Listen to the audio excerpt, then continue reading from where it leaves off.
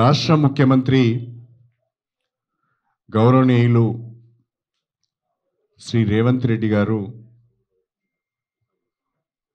ముఖ్యమంత్రి పదవిని అధిరోహించిన తర్వాత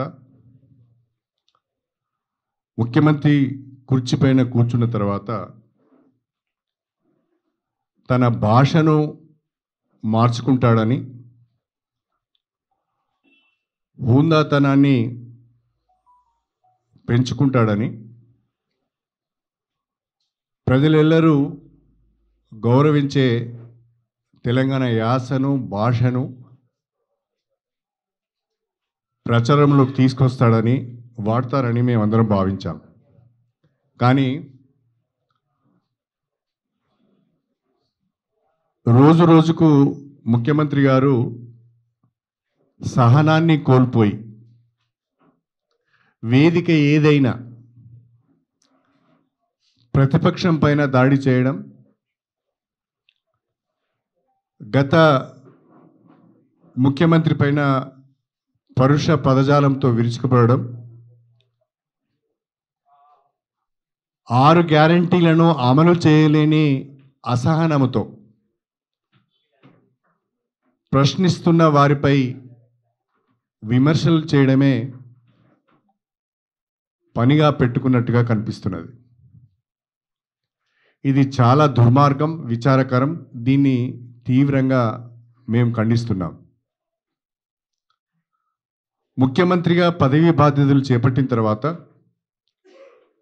రాష్ట్ర ప్రజలందరికీ నేను ముఖ్యమంత్రి అనే సోయిని కలిగి పరిపాలన చేయాలి, కాంగ్రెస్ పార్టీకే నేను ముఖ్యమంత్రి అనే విధంగా మాట్లాడడం కాకుండా తెలంగాణ ప్రజలందరికీ నేను ముఖ్యమంత్రిని, తెలంగాణ ప్రజలందరి సంక్షేమాన్ని కాంక్షించి పాలన సాగించాలనే ఆలోచన చేయవలసిన ముఖ్యమంత్రి అది మరిచిపోయి మాట్లాడుతున్న తీరు చాలా జుగుప్సాకరంగా ఉంది, బాధాకరంగా ఉంది. ఇది మంచి పద్ధతి కాదు అని చెప్పి నేను ఈ సందర్భంగా తెలియజేస్తున్నా. గత ప్రభుత్వము కేసీఆర్ గారు 10 సంవత్సరాలు ఈ రాష్ట్రానికి ముఖ్యమంత్రిగా ఉండి ఈ రాష్ట్రాన్ని అభివృద్ధి సంక్షేమ కార్యక్రమాల అమలులో దేశానికే ఆదర్శవంతంగా నిలబెట్టి అతి చిన్న రాష్ట్రమైన, కొత్త రాష్ట్రమైన అభివృద్ధి సంక్షేమ కార్యక్రమాలలో దేశానికే రోల్ మోడల్గా నిలబడి అనేక రంగాలలో సాధించిన విజయాలకు చిహ్నంగా కేంద్ర ప్రభుత్వం నుండి, అంతర్జాతీయ సంస్థల నుండి ప్రశంసలు పొంది రాష్ట్ర తలసరి ఆదాయాన్ని గణనీయంగా పెంచి, రాష్ట్ర ఆదాయాన్ని కూడా గణనీయంగా పెంచి దేశంలోనే తలసరి సగటు ఆదాయంలో 2వ స్థానంలో ఉండి దేశంలోనే పంటల విస్తీర్ణము పెరుగుదలలో కానీ పంటల దిగుబడిలో కానీ మొదటి స్థానానికి ఎగబాకి ప్రతి పల్లెకు, ప్రతి గ్రామానికి, ప్రతి గూడానికి, ప్రతి తండాకు, ప్రతి పట్టణానికి రక్షిత మంచినీరు అందించి దేశంలోనే కేంద్ర ప్రభుత్వం ద్వారా ప్రశంసలు పొంది అనేక విజయాలు సాధించిన రాష్ట్ర ప్రభుత్వ గొప్పతనాన్ని, కేసీఆర్ గారి యొక్క పరిపాలన దక్షతను మెచ్చుకోకపోతే పర్వాలేదు, కానీ సాధించిన విజయాలను వైఫల్యాలుగా చిత్రీకరించే ప్రయత్నము కాంగ్రెస్ ప్రభుత్వం చేస్తున్నది. దీన్ని ప్రజలు గమనించాలని చెప్పి నేను కోరుతున్నా. ప్రధానంగా మిషన్ భగీరథలో దాన్ని ఒక వైఫల్యంగా చూపిస్తున్నారు, మిషన్ కాకతీయను ఒక వైఫల్యంగా చూపిస్తున్నారు. నీటిపారుదల రంగంలో సాధించిన విజయాలను ఒక వైఫల్యంగా చూపిస్తున్నారు. వ్యవసాయ రంగంలో సాధించిన విజయాలను ఒక వైఫల్యంగా చూపించే ప్రయత్నం చేస్తున్నారు. అంటే ఒక రకంగా తెలంగాణ ప్రతిష్టను ప్రతిపక్షం పైన, గత ముఖ్యమంత్రి పైన విమర్శలు చేసే క్రమములో తెలంగాణ ప్రతిష్టను జాతీయ స్థాయిలో దిగజారుస్తున్నారనే విషయాన్ని ప్రస్తుత ముఖ్యమంత్రి రేవంత్ రెడ్డి గారు మర్చిపోతున్నారు. ఇది మంచిది కాదు. రాబోయే రోజుల్లో తెలంగాణకు తీరని నష్టం జరుగుతుందనే విషయాన్ని ఇప్పటికైనా కాంగ్రెస్లోని పెద్దలు గమనించాలి, ముఖ్యమంత్రి గారు కూడా గమనించాలని చెప్పి నేను విజ్ఞప్తి చేస్తున్నా. ప్రధానంగా కొట్టుకపోయే కాళేశ్వరం ప్రాజెక్టు కట్టిళ్ళు 1,00,000 కోట్లు ఖర్చు పెట్టారు, అవి నీళ్ల పాలైనాయి అని చెప్పి మాటికి మాట్లాడి ప్రజలను తప్పుదోవ పట్టించే ప్రయత్నం చేస్తున్నారు. కాంగ్రెస్ ప్రభుత్వము నీటిపారుదల రంగం పైన శ్వేతపత్రాన్ని శాసనసభలో ప్రవేశపెట్టిన సందర్భంగా ఇప్పటి వరకు కాళేశ్వరం ప్రాజెక్టు మొత్తం మీద 93,000 కోట్ల రూపాయలు ఖర్చు పెట్టారు. 98,000 ఎకరాలకు మాత్రమే అదనంగా సాగునీటి సౌకర్యం కల్పించారు అని చెప్పారు. ఎస్, 93,000 కోట్లు మాత్రమే ఖర్చు పెట్టారు. 98,000 కొత్త ఆయకట్టు వచ్చింది. కానీ దాదాపు 30 లక్షల ఎకరాలకు స్టెబిలైజేషన్ జరిగింది. దాన్ని మర్చిపోతున్నారు. ప్రధానంగా కాళేశ్వరం ప్రాజెక్టుకు సంబంధించి 1,00,000 కోట్లు నీళ్ల పాలైనని మాట్లాడే వాళ్ళు ఒక్కసారి ఆలోచించాలని చెప్పి నేను కోరుతున్నా. కాళేశ్వరం ప్రాజెక్ట్ అంటే ఒక మేడిగడ్డే కాదు. కాళేశ్వరం ప్రాజెక్ట్ అంటే 3 బ్యారేజీలు, సుందిల్ల, అన్నారము, మేడిగడ్డ, 3 బ్యారేజీలు, 15 రిజర్వాయర్లు, 21 పంప్ హౌజులు, 203 కిలోమీటర్ల సొరంగాలు, 1,531 కిలోమీటర్ల కాలువలు, 141 టీఎంసీల స్టోరేజ్ సామర్థ్యం ఉన్న రిజర్వాయర్లు, 530 మీటర్ల ఎత్తుకు నీళ్లను ఎత్తిపోత, 240 టీఎంసీల నీటి వాడకం. కాళేశ్వరం ప్రాజెక్టులో ఇన్ని కాంపనెంట్స్ ఉన్నాయి. ఇందులో మేడిగడ్డ ఒక కాంపనెంట్ మాత్రమే. మేడిగడ్డకు పెట్టిన ఖర్చు 93,000 కోట్లలో 3,000 కోట్లు మాత్రమే. 3,000 కోట్ల రూపాయలతో కట్టిన మేడిగడ్డలో 3 పిల్లర్లు కుంగిపోయినాయి అని రాష్ట్ర ప్రభుత్వం చెప్తున్నది, ఇంజనీర్లు చెప్తున్నారు. ఆ 3 పిల్లర్లు కుంగిపోవటానికి సాంకేతిక కారణాలు ఉండొచ్చు, డిజైన్స్ లోపం ఉండొచ్చు, లేకుంటే అధిక నీటి స్టోరేజ్ కారణమై ఉండొచ్చు, లేక కన్స్ట్రక్షన్ లోపాలు కూడా ఉండొచ్చు. నిపుణులతో విచారణ జరిపించి మేము డిమాండ్ చేస్తున్నది ఏంటి అంటే, సాగునీటి రంగ నిపుణులతో, నేషనల్ డ్యామ్ సేఫ్టీ అధికారులతో సమగ్ర విచారణ జరిపించి దానికి బాధ్యులైన వాళ్ళపైన ఎంత పెద్దవారైనా చట్టరీత్యా చర్య తీసుకోవాలని చెప్పి మేమే డిమాండ్ చేస్తున్నాం. కానీ కాలయాపన చేయకుండా, రాజకీయం కొరకే మేడిగడ్డను ఉపయోగించుకోకుండా, రాష్ట్ర కోణం నుంచి, రాష్ట్ర రైతాంగ కోణం నుంచి కూడా ఆలోచించాలని చెప్పి నేను రేవంత్ రెడ్డి గారిని కోరుతున్నాను. త్వరితగతిన, గతంలో నేను భారీ నీటిపారుదల శాఖ మంత్రిగా కూడా పనిచేశాను కాబట్టి నా అనుభవంతో చెప్తున్నాను. గతంలో కూడా దేశవ్యాప్తంగా అనేక ప్రాజెక్టులు కూలిపోవడమో కొట్టుకుపోవడమో జరిగింది. దాన్ని ఎవరు రాజకీయంగా వాడుకునే ప్రయత్నం చేయలే. వెంటనే నిపుణుల కమిటీని వేసి సమగ్రమైన నివేదిక తీసుకొని అవసరమున్న చోట్ల రిపేర్స్ చేసి, రీబిల్డ్ చేసి దానికి వాటిని జాతికి అంకితం చేశారు. మేము కోరుతున్నది, మేము డిమాండ్ చేస్తున్నది కూడా మేడిగడ్డ బ్యారేజ్ దగ్గర ఏ 3 పిల్లర్లు అయితే కుంగిపోయినాయో వాటి ఎదురుగా కాపర్ డ్యామ్ వేసి మట్టి కట్టను వేసి నీళ్లు పిల్లర్ల వైపు రాకుండా చూసి ఆ పిల్లర్లను రిపేర్ చేసి మేడిగడ్డను మళ్ళీ ఉపయోగంలోకి తీసుకువచ్చి తెలంగాణ రైతాంగాన్ని ఆదుకోవాలని చెప్పి మేము డిమాండ్ చేస్తున్నాం. గోదావరిలో జూన్ మాసంలోనే వరదలు వస్తాయి. అంటే మార్చి, ఏప్రిల్, మే 3 నెలలు మాత్రమే మనకు సమయం ఉంది.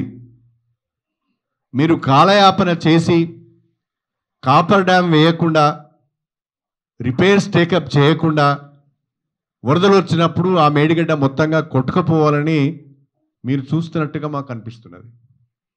ఇది చాలా చాలా దుర్మార్గమైన ఆలోచన. రాష్ట్ర ప్రజల శ్రేయస్సుతో ఆటలాడుకుంటున్న ఆలోచన. మీ రాజకీయాల కొరకు రైతాంగాన్ని ఆగం చేయాలనే ఆలోచన. దీన్ని మేమందరం కూడా తీవ్రంగా ఖండిస్తున్నాం. దయచేసి ముఖ్యమంత్రి గారు ఆలోచించాలి. తక్షణమే నిపుణుల కమిటీ నివేదిక ఆధారంగా కాపర్ డ్యామ్ నిర్మాణం చేసి 3 పిల్లర్లను రిపేర్ చేస్తారా, రీఇన్స్టేట్ చేస్తారా, కొత్తవి కడతారా కట్టి మేడిగడ్డ బ్యారేజ్ను ఉపయోగంలోకి తీసుకువచ్చి రైతాంగాన్ని ఆదుకోవాలని, అవి కుంగిపోవటానికి కారణమైన వారిపైన చట్టరీత్యా చర్య తీసుకోవాలని చెప్పి కూడా మేము డిమాండ్ చేస్తున్నాం. ఇది చేయకుండా మిగతా అన్ని విషయాలు ముఖ్యమంత్రి గారు మాట్లాడటానికి ప్రయత్నం చేస్తున్నారు. ముఖ్యమంత్రి గారిలో అసహనము కొట్టొచ్చినట్టుగా కనిపిస్తున్నది. 6 గ్యారంటీల అమలుకు సంబంధించి ప్రశ్నిస్తే మీ మేనిఫెస్టో పైన, మా మేనిఫెస్టో పైన చర్చ పెడదామంటున్నారు. Yes, we are ready. మీ 420 హామీల పైన గత భారత రాష్ట్ర సమితి ఇచ్చిన మేనిఫెస్టో పైన చర్చకు మేము సిద్ధంగా ఉన్నాం. 6 గ్యారంటీలతో పాటు అభయహస్తం పేరుతో మీరు ఇచ్చిన మేనిఫెస్టో, వివిధ డిక్లరేషన్లలో మీరు ఇచ్చిన హామీలు మొత్తంగా కలిపి 420 హామీల పైన, వాటి అమలు పైన, గతంలో భారత రాష్ట్ర సమితి ఇచ్చిన మేనిఫెస్టో పైన, దాని అమలు పైన చర్చించడానికి భారత రాష్ట్ర సమితి సిద్ధంగా ఉంది. 6 గ్యారంటీల పేరిట ఎన్నికలకు ముందు ప్రజలను మోసం చేశారు. అరిచేతిలో వైకుంఠం చూపించారు. అమలుకు ఏమాత్రం వీలు కాని హామీలు ఇచ్చారు. ఆర్థిక వనరులు సహకరిస్తాయా, రాష్ట్ర ఆదాయం సహకరిస్తుందా అని ఆలోచన చేయకుండా పిచ్చి పిచ్చిగా హామీలు ఇచ్చి ఓట్లు దండుకొని ఇప్పుడు చేతులు ఎత్తేసే ప్రయత్నం చేస్తున్నారు, తప్పించుకునే ప్రయత్నం చేస్తున్నారు, అడిగిన వారిపైన దాడి చేసే ప్రయత్నం చేస్తున్నారు. మీరిచ్చే ప్రకటనలు ఎన్నికల తర్వాత కూడా మళ్ళా 6 గ్యారెంటీల పేరిట ప్రజలను మోసం చేస్తున్నారు. మీ ప్రకటనలు ఎంత హాస్యాస్పదంగా ఉంటున్నాయంటే, ఉదాహరణకు నిన్న అన్ని పత్రికలలో పతాక శీర్షికలలో యాడ్స్ ఇచ్చారు.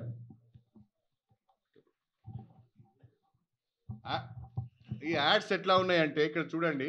ఆంధ్రజ్యోతి, ప్రజాపాలనలో పండుగ, మరో 2 గ్యారంటీల ప్రారంభ వేడుక, మరో 2 గ్యారంటీల ప్రారంభ వేడుక. గ్యారంటీల, హామీల కాదు, 2 గ్యారంటీల ప్రారంభ వేదిక. ఇది ఆంధ్రజ్యోతి. ఇగో ఇది సాక్షి. సాక్షిలో కూడా అదే టైటిల్. నేను కావాలని అన్ని పేపర్లు చూశాను, ఏమైనా యాడ్ తప్పుందా అని. అన్నిట్లో కూడా మరో 2 గ్యారంటీల ప్రారంభ వేడుక. అది ఈనాడు కూడా చూపించాడు. ఈనాడులో కూడా అదే. ఈనాడులో కూడా ఇదే రకమైన యాడ్. నమస్తే తెలంగాణకి ఇవ్వలేదు, అది వేరనుకోండి.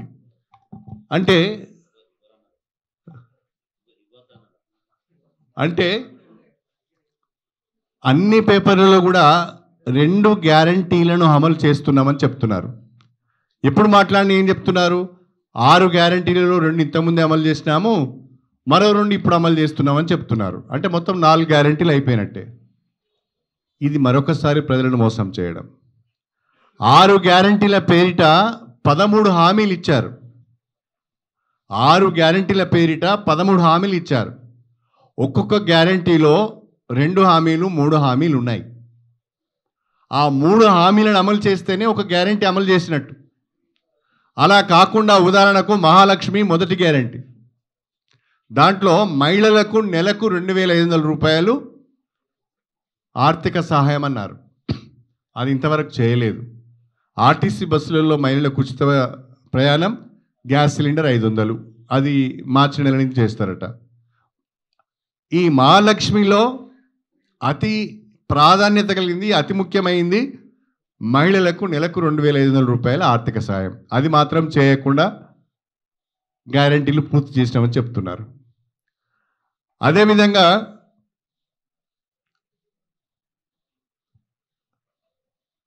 చేయూతలో 2 హామీలు ఉన్నాయి. ఒకటి 10 లక్షల రాజీవ్ ఆరోగ్యశ్రీ బీమా, ఇది ఏదో ఉత్తర్వులు ఇచ్చినామన్నారు. రెండవది ఏంటిది, ఆసరా పెన్షన్, ప్రస్తుతం ఇస్తున్న ఆసరా పెన్షన్ 2,000 నుంచి 4,000 చేస్తామన్నారు. దానిపైన ఇంతవరకు ఊసు లేదు, దానిపైన ఇంతవరకు స్పష్టత లేదు. మేము అడుగుతున్నాము, 6 గ్యారంటీల పేరిట 13 హామీలు ఏవైతే ఇచ్చారో ఆ 13 హామీలను 100 రోజులలో అమలు చేస్తా అన్నారు. 100 రోజులలో వాటిని అమలు చేయాలని చెప్పి మాత్రమే మేము డిమాండ్ చేస్తున్నాం. ముఖ్యమంత్రి గారు స్వయంగా ప్రకటించారు, ప్రభుత్వంలోకి వచ్చిన 100 రోజులలో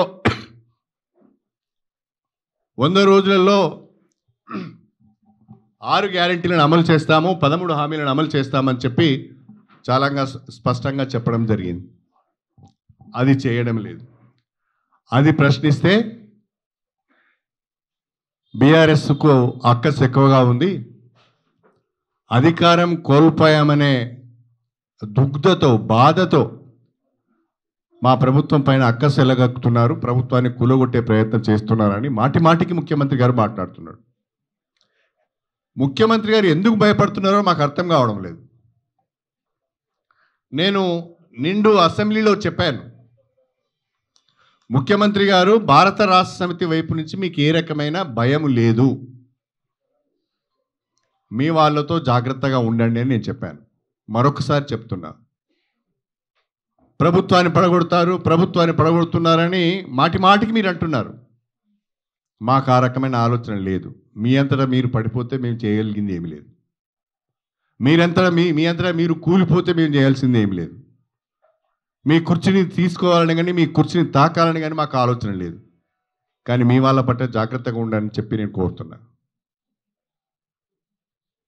ప్రతిసారి 6 గ్యారెంటీల గురించి అడిగినప్పుడు, 420 హామీల గురించి అడిగినప్పుడు బీఆర్ఎస్ వాళ్ళు మా పైన అక్కసు వెలగక్కుతున్నారనే మాట సరి అయింది కాదు అని చెప్పి నేను ఈ సందర్భంగా సవినయంగా తెలియజేసుకుంటున్నా.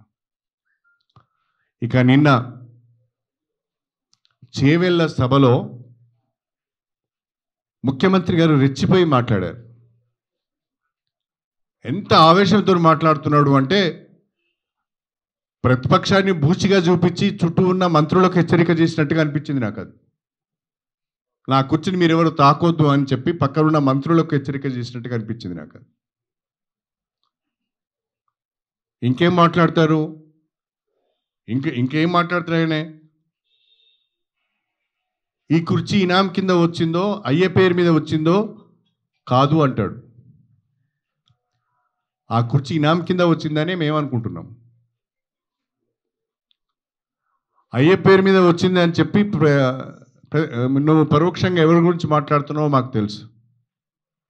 కానీ నువ్వు ఎవరి నాయకత్వంలో పనిచేస్తున్నావో కూడా నువ్వు అర్థం చేసుకోవాలి. వారసత్వ రాజకీయాలను దేశంలో ప్రవేశపెట్టి కుటుంబ రాజకీయాలను ప్రోత్సహించింది కాంగ్రెస్ పార్టీ కాదా? నెహ్రూ తర్వాత ఇందిరాగాంధీ, ఇందిరాగాంధీ తర్వాత రాజీవ్ గాంధీ, రాజీవ్ గాంధీ తర్వాత సోనియా గాంధీ, సోనియా గాంధీ తర్వాత రాహుల్ గాంధీ. ఒకే కుటుంబం కింద కదా మీరు పనిచేస్తున్నది. ఆ కుటుంబం ఇనాం కింద ఇస్తేనే కదా నీకు కుర్చీ వచ్చింది. ప్రజలు ఈ వారసత్వ రాజకీయాలు వద్దు, ఈ కుటుంబ రాజకీయాలు వద్దు అని చెప్పి దేశవ్యాప్తంగా, దేశంతో పాటు అనేక రాష్ట్రాలలో కాంగ్రెస్ పార్టీకి ప్రతి ఎన్నికలు బుద్ధి చెప్తూ ఉంటే 400 సీట్లు పార్లమెంట్లో ఉన్న కాంగ్రెస్ 40 సీట్లకు పరిమితం అయిపోతే కూడా మీకు సిగ్గు రాకపోతే, ఇంకా కుటుంబ రాజకీయాల గురించి మీరు మాట్లాడితే ప్రజలు నవ్విపోతురు అని తెలియదా మీకు? ప్రజలు నవ్విపోయినా పర్వాలేదని అనుకుంటున్నారా? మీరు కుటుంబ రాజకీయాల గురించి మాట్లాడతారా? మీరు వారసత్వ రాజకీయాల గురించి మాట్లాడతారా? ఆ అర్హత మీకుందా? ఒక్కసారి రేవంత్ రెడ్డి గారు ఆలోచన చేయాలని చెప్పి నేను కోరుతున్నా. ఈరోజు వరకు కూడా ఇందిరాగాంధీ పేరు చెప్పకుండా మీకు పూట గడవడం లేదే. ఇందిరాగాంధీ నామ జపం చేసుకుంటేనే కదా మీరు బ్రతుకుతున్నారు. మీరు ఇంకోళ్ళ గురించి ఎలా మాట్లాడతారు? పేరుకు జాతీయ పార్టీ, కానీ అది కుటుంబ పార్టీ. ఆ విషయాన్ని మర్చిపోవద్దు. అందుకే రోజు రోజుకు మీరు మీ పార్టీ ఒక ప్రాంతీయ పార్టీగా మారిపోయింది. ప్రాంతీయ పార్టీగా మారిపోయింది. మీది జాతీయ పార్టీ కానే కాదు. ఆ విషయాన్ని ముందు గుర్తుపెట్టుకోవాలని నేను కోరుతున్నా. ఇవాళ ఆప్ లాంటి పార్టీ ఢిల్లీలో, పంజాబ్లో అధికారంలో ఉంది. గుజరాత్లో కూడా కొన్ని సీట్లు గెలిచింది. ఆప్ కంటే అధ్వానంగా తయారైంది ఇవాళ కాంగ్రెస్ పార్టీ పరిస్థితి. రేపటి ఎన్నికలలో ఏం జరుగుతుందో తెలియదు. అది గుర్తుపెట్టుకోవాలని చెప్పి నేను కోరుతున్నా. ఇంకా దారుణమైన భాష ఏంటి అంటే, నిన్న చేవెళ్ళ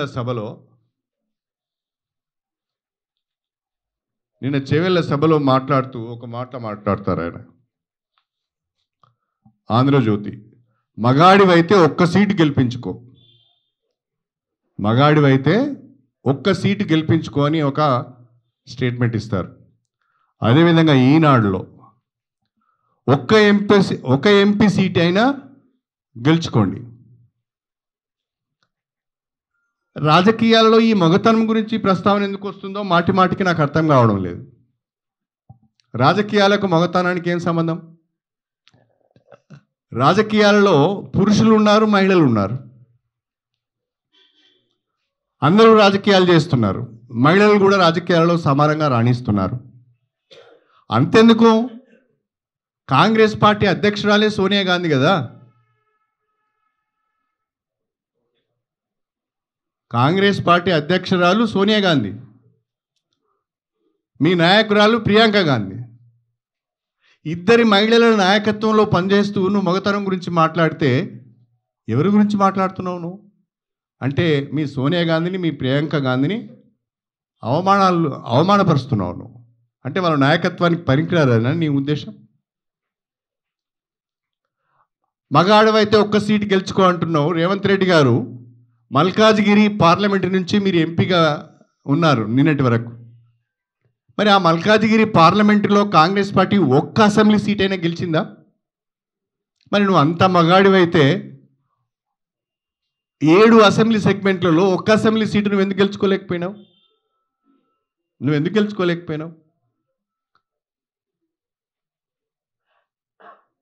నిజంగా నీవు అంత మొగాడివైతే, అంత గొప్పవాడివైతే రేపు తెలంగాణలో 17 పార్లమెంట్ స్థానాలను గెలిచి చూపించు. నీ మగతనాన్ని నిరూపించుకో నీ భాషలోనే. నేను వాడొద్దు ఆ పదాన్ని, కానీ తప్పడం లేదు. నీ భాషలోనే తెలంగాణలోని 17 ఎంపీ సీట్లను గెలిపించుకొని నీ మగతనాన్ని నిరూపించుకో. ఇదేనా మాట్లాడే పద్ధతి? ఇదే నన్ను నేర్చుకున్న సభ్యత, సంస్కారం? ఎందుకు ఈ రకంగా మాట్లాడుతున్నారో అర్థం కావడం లేదు. అంటే ఇదంతా 6 గ్యారంటీలను, 13 హామీలను, 420 హామీలను, రైతు రుణమాఫీని చేయలేక దిక్కుదోచని పరిస్థితులలో ప్రజల దృష్టిని మళ్లించడానికి ప్రతిపక్షం పైన దాడి చేస్తున్నారు. ఇది ప్రజలు గమనించాలని చెప్పి నేను కోరుతున్నా. మొన్నటి వరకు ఏం చెప్పారు మీరు? రైతు బంధు ఫిబ్రవరి 28 వరకు అందరి ఖాతాలలో జమ చేస్తామని చెప్పారు. దాన్ని మార్చి 15 అన్నారు. నిన్నేమన్నారు? మళ్ళా మార్చి 31 అంటున్నారు. ఎవరు మాట మారుస్తున్నారు? డిసెంబర్ 9, 2023న 2 లక్షల రూపాయల రుణమాఫీ పైన తొలి సంతకం చేస్తామన్నారు. ఏమైంది మరి? ఎవరొద్దన్నారు? 100 రోజులలో హామీలను అమలు చేస్తామన్నారు. ఎవరొద్దన్నారు? అన్ని రకాలుగా అందరినీ మీరు మోసం చేశారు. 2 లక్షల రైతుల రుణమాఫీ పైన స్పష్టత లేదు. రైతు బంధు ఎప్పటి వరకు రైతుల ఖాతాలలో జమ అవుతుందో తెలియని దిక్కుదోచని పరిస్థితి. మహాలక్ష్మి ద్వారా 2,500 రూపాయల ఆర్థిక సహాయము మహిళలకు ఏ నెల నుంచి లభిస్తుందో తెలియదు. డాక్టర్ బిఆర్ అంబేద్కర్ అభయహస్తం పేరిట ఎస్సీ ఎస్టీలకు 12 లక్షల రూపాయల ఆర్థిక సహాయం చేస్తామన్న పథకం ఎక్కడ ఉందో తెలియదు. 2,000 రూపాయల ఆసరా పెన్షన్ను 4,000 రూపాయలు చేస్తామని చెప్పి 2 నెలలు గడిచిపోయినా అతిగతి లేదు. ఏ ఒక్క హామీని కూడా నిలబెట్టుకోకుండా ఎన్నికలకు ముందు ప్రజలను మోసం చేసి ఎన్నికల తర్వాత కూడా ప్రజలను మోసం చేసి ప్రజల దృష్టిని మళ్లించడానికి ప్రతిపక్షాలపైన దాడులు చేస్తూ రాజకీయం చేయాలని చూస్తున్నారు. ఇది ప్రజలు మేధావులు గమనించాలని చెప్పి నేను కోరుతున్నాను. అంతేకాకుండా కాళేశ్వరం పైన మీరు చేస్తున్న విష